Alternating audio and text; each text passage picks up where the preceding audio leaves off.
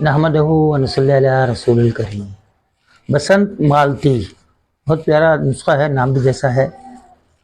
سنگ رہنی اور آنتوں اور معدے کی کمزوری کو دور کرنے کے لیے اور اسہال کے لیے بے حد مفید ہے۔